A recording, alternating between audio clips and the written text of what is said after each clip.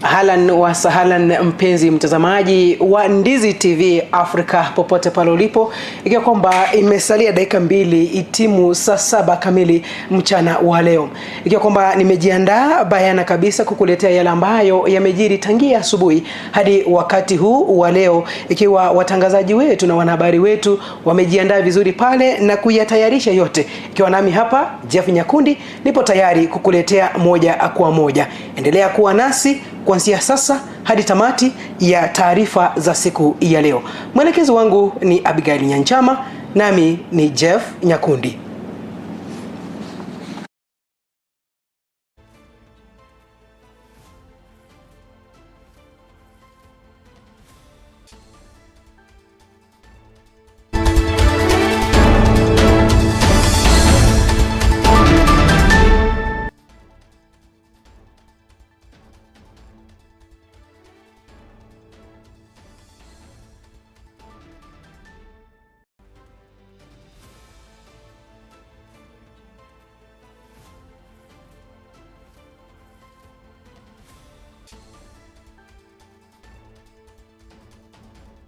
Karibu mpenzi mtazamaji, basi kwa taarifa hizo kwa siku ya leo.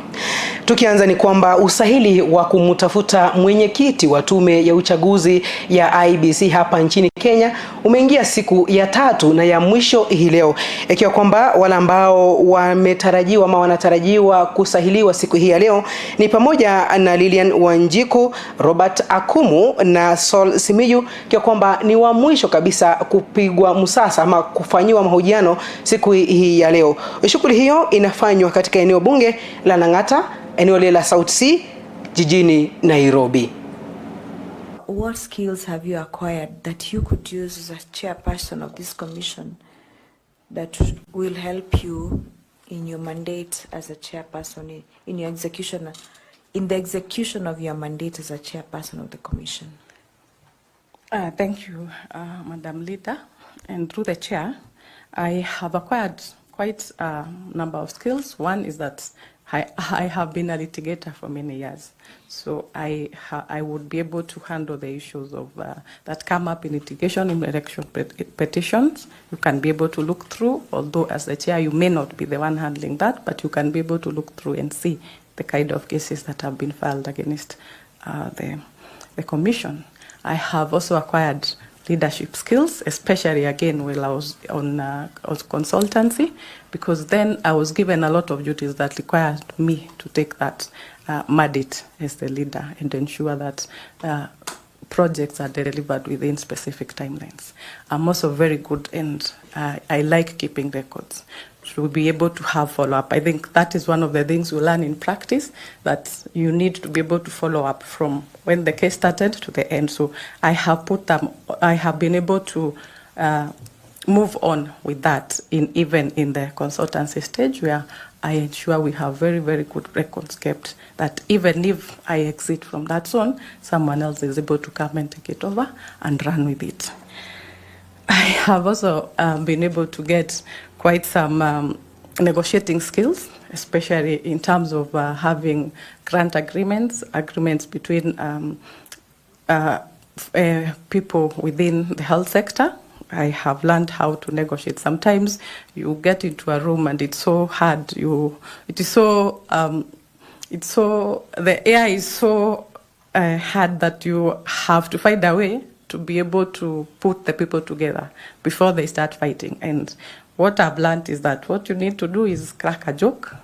The endorphins will come through. That is what I've learned because of staying with doctors for too long. That those endorphins, the feel-good situation comes in, and then people calm down, then you can start again the process of negotiations. Na kwingineko ni kwamba Rais William Samoei Ruto amewaomba viongozi wa makanisa hapa nchini Kenya kutoingiza kiburi katika mambo ya kidini, huku akisema kwamba Kenya ni nchi huru na kila mmoja ana uhuru wa kuabudu katika dini tofauti. Alikuwa akizungumza kwenye ikulu hapo jana, na Rais Ruto aliendelea kutaja kwamba anajifunia kuwa kiongozi wa nchi ya Kenya, ambapo wanaruhusiwa watu wengi kuwa na uwezo ama kuwa na uhuru wa kuomba katika dini tofauti. Haya yanatokea baada ya viongozi wa makanisa kupiga marufuku siasa ndani ya kanisa siku chache ambazo zimepita.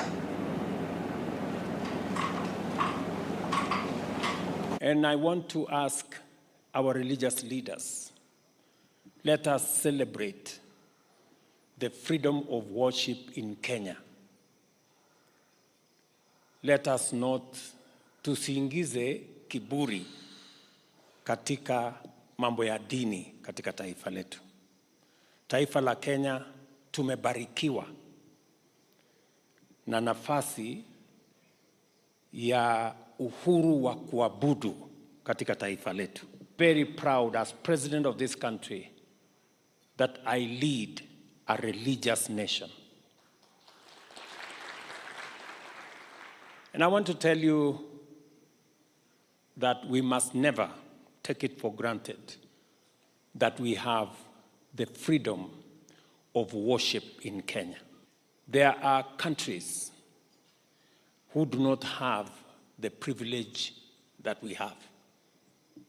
There are countries where religion is under pressure from politicians and from public policy.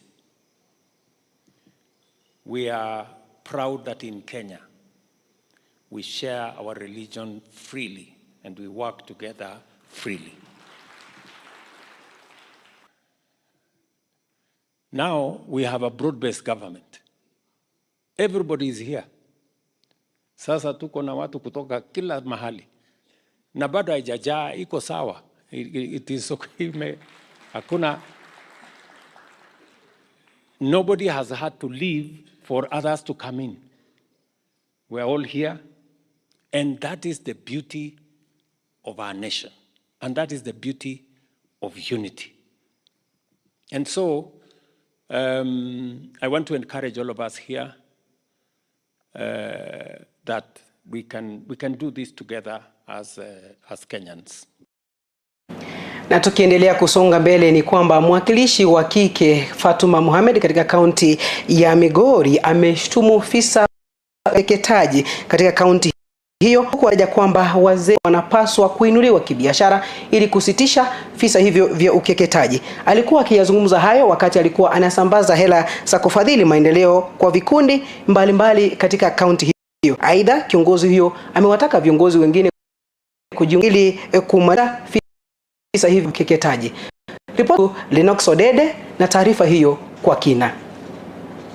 Mbunge wa kaunti ya Migori Fatuma Mohamed amesema kuwa kuna haja ya wazee wanaoendeleza tendo haramu la ukeketaji kwa wasichana katika jamii ya Wakuria kuinuliwa kibiashara. Akizungumza wakati wa kupeana pesa za kufadhili maendeleo kwa vikundi mbalimbali eneo bunge la Kuria West, mwakilishi huyo amesema kuwa hiyo ni njia mojawapo ya kupigana na dhulma ya kuwakeketa watoto wa kike. Na wabunge wetu wawili tutengeneze group moja. Tunataka muache hiyo desturi. Na tunajua pia ni njia ya kutafuta mafuta na ugali jioni.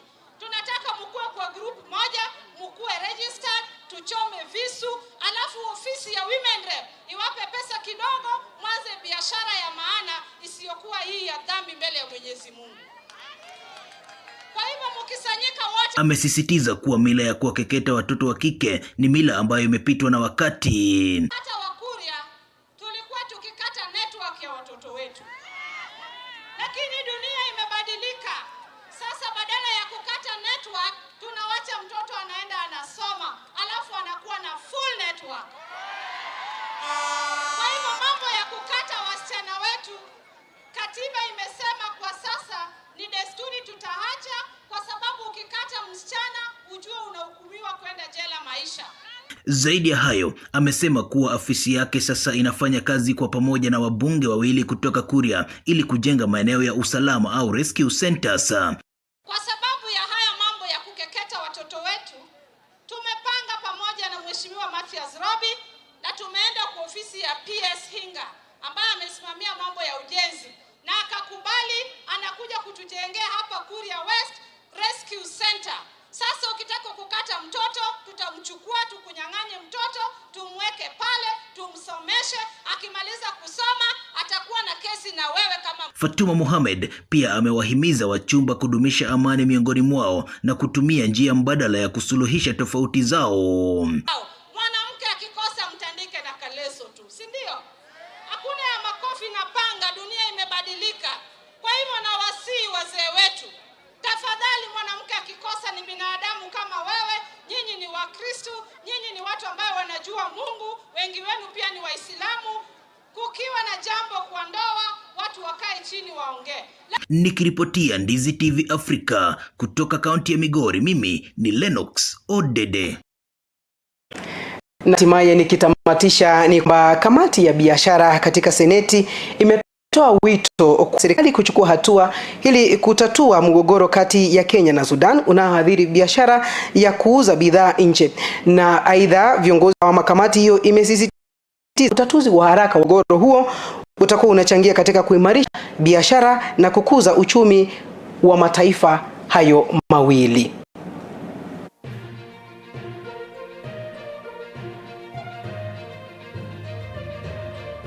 Ilikuwa ikienda Sudan, sasa hii Sudan wamewekwa vikwazo kwamba chai haiendi kule. Lakini pia tumezungumza na pia tumekaa chini kama kamati, tutazungumza na pia katika wiki ijayo tutakaa kama kamati tuweze kufanya kama ni statement, tuweze kuuliza waziri namna gani tuweza kufungua hii njia na zile chai ambazo zimebakia, kwa sababu kuna chai nyingi ambazo kwa zimenunuliwa ziko kwenye bahari haziwezi kuingia Sudan. Kuna chai nyingine ambazo zimenunuliwa ziko kwenye auction hapo ambayo haziwezi kutoka, ambayo ni hasara kwetu sisi kama nchi yetu ya Kenya. Sudan kukataa kuchukua chai kutoka hapa ni pigo kubwa sana, na nina matumaini kuwa swala hili tukimwambia waziri ambaye anahusika na mambo hayo waende wakazungumze kitaifa, Kenya na taifa lile, ili wakulima wa chai wasiweze kuteseka. Kama mimi mwezi uliopita nilileta swala kuhusu kwa nini wakulima wa pale Kisii na Nyamira ambapo natoka chai yao wanapata mapato ambayo ni kidogo. Si wakulima wa Kisii na Nyamira peke yake, wakulima wengine wengi wana shida hiyo. Ingawa sisi ni nchi ambayo tunasalisha chai nyingi, chai yetu nyingi tunauza ikiwa bulk without value addition.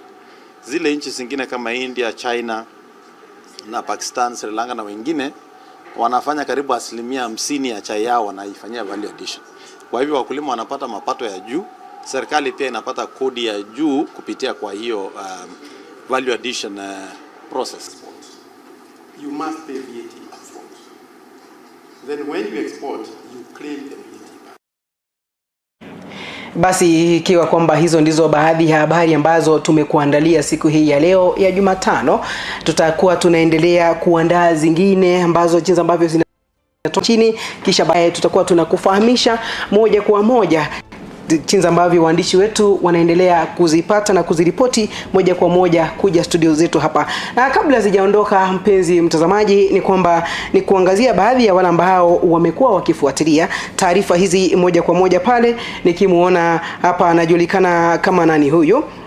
Nikifungua jumbe ama baadhi ya jumbe zile ambazo umezituma hapa, ni kwamba namuona Klaus Inyake anasema kwamba anafuatilia moja kwa moja, na pale namuona Rose Michemo Del Monte akisema kwamba pamoja kutoka kaunti ya Nairobi maeneo ya Pipeline, akiwa na mumewe Naftali Onyango wanafuatilia moja kwa moja. Na mashabiki wetu wale ambao wanaendelea kufuatilia akiwemo Chantel, namuona pale akitaja kwamba taarifa kemkem tunaendelea kusipokea kutoka nchini Kenya hadi maeneo yale ya majuu jinsi ambavyo ametaja. Basi kufika hapo ndipo nafika tamati katika taarifa zetu. Endelea kufuatilia Ndizi TV Africa kwa taarifa kama hizi na nyinginezo za kukufahamisha yale yote ambayo yameendelea. Kumbuka kwamba utazungumza nasi kupitia mitandao yetu ya kijamii pale Facebook pale kama Ndizi TV News Digital, na kwingineko pale YouTube, TikTok, Instagram na X utatupata kama Ndizi TV News. Na kumbuka kwamba utazungumza nasi kupitia